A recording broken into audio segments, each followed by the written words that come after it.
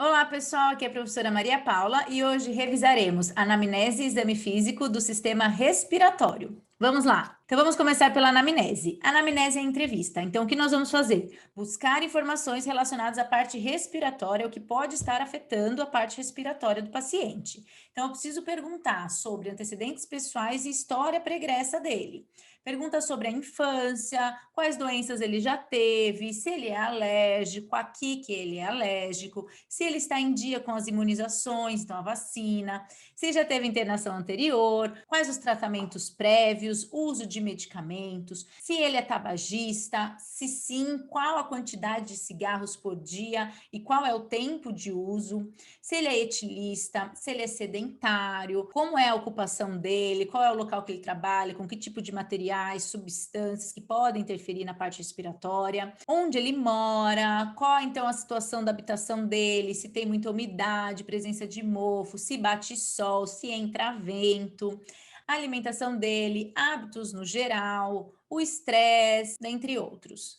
Com relação a antecedentes familiares, é importante perguntar se tem asma, fibrose, enfisema, se alguém da família tem DPOC, doença pulmonar obstrutiva crônica, se alguém já teve câncer de pulmão, tuberculose, perguntar se ele tem dor torácica, como que é essa dor, qual tipo, intensidade, duração da dor, se ele apresenta tosse, expectoração, como que é o aspecto dessa secreção, se tem hemoptise, que é a secreção com sangue, qual a quantidade, qual o aspecto, se ele apresenta dispneia, então se ele tem um desconforto respiratório, qual o início, quando que melhora, qual a duração, se ele já apresentou alguma síncope ou lipotímia, então o desmaio, se ele está com alguma alteração de sono ou então cianose, então se ele refere que teve os dedos arroxeados ou a boca arroxeada. Aí seguindo para o exame físico propriamente dito. Então primeiro a gente tem que lembrar do exame físico geral, não esqueçam de fazer sinais vitais, então o foco aqui vai ser mais na frequência respiratória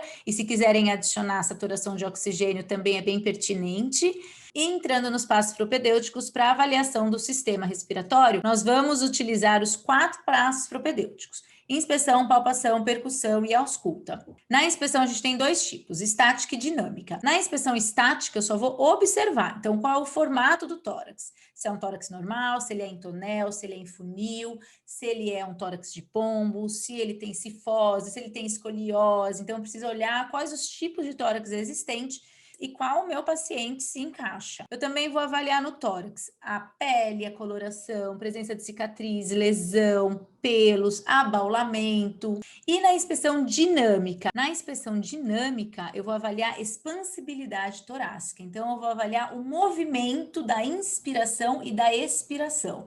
Eu avalio a amplitude e a profundidade, a frequência, o ritmo e se o lado direito e esquerdo estão simétricos na hora do movimento. Eu também vou avaliar desconforto respiratório, que inclui uso de musculatura acessória, tiragens intercostais, batimento de asa do nariz e retração de fúrcula. Aí nós vamos para a palpação. Na palpação, eu vou identificar se existe alguma área sensível, se tem presença de massa torácica, se tem algum desvio de traqueia. Eu vou palpar linfonodos para ver se eu consigo identificar alguma alteração, algum aumento ou então dor. Na palpação, eu também avalio expansibilidade e simetria por meio das mãos espalmadas no tórax anterior e posterior. E peço para o paciente inspirar e expirar. Com as minhas mãos espalmadas, conforme ele faz a inspiração e a expiração, minhas mãos abrem e fecham bem sutilmente, mas eu consigo avaliar a simetria. Então, aqui eu tenho uma figura que representa a minha mão espalmada abrindo e fechando no tórax. Eu também devo avaliar o frêmito tóraco-vocal, às vezes apresenta na sigla FTV. O que é isso? Eu avalio o som do ar passando quando o paciente fala. A melhor forma de se perceber isso é pedindo para ele falar 33 ou 111. De preferência, sussurrando essas palavras. Então, 33. Então, eu tenho algumas regiões onde eu espalmo a minha mão e vou pedindo para o paciente falar 33 e vou sentindo a vibração. 4 regiões no tórax anterior e 5 regiões no tórax posterior. Então, nós vamos para a percussão. Na percussão, eu vou avaliar a presença de ar, de líquidos ou massas, ou então pulmão normal. Quando eu percuto, então eu faço um som entre as costelas, no espaço intercostal, se tiver normal, o som que eu vou ouvir vai ser claro pulmonar.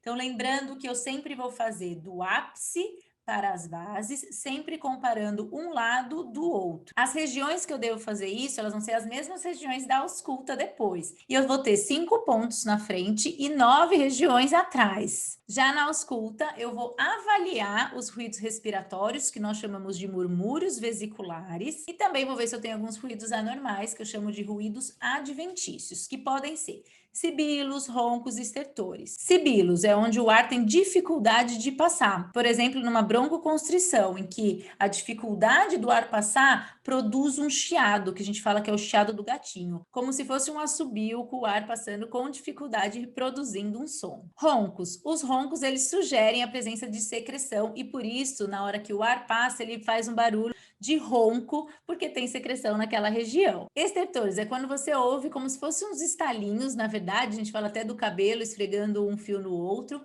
que mostram para a gente a presença de líquido. Toda vez que eu identificar ruídos adventícios, eu preciso falar qual a intensidade, qual a duração, então se ele aparece na inspiração, na expiração, qual a localização, se é no ápice direito, base esquerda, e se existe alguma alteração após o paciente tossir, ou então a mudança da posição, paciente deitado, paciente sentado, então é importante avaliar isso. Se a ausculta estiver normal, eu posso utilizar o pacotinho de murmúrios vesiculares presentes, sem ruídos adventícios, na sigla MV positivo S/RA. Reforçando os aspectos da ausculta respiratória, vale lembrar que a gente sempre então vai comparar ápices com bases e lado direito com lado esquerdo. Então, você faz um de um lado, vai para o mesmo lado e coloca o estetoscópio aqui, um.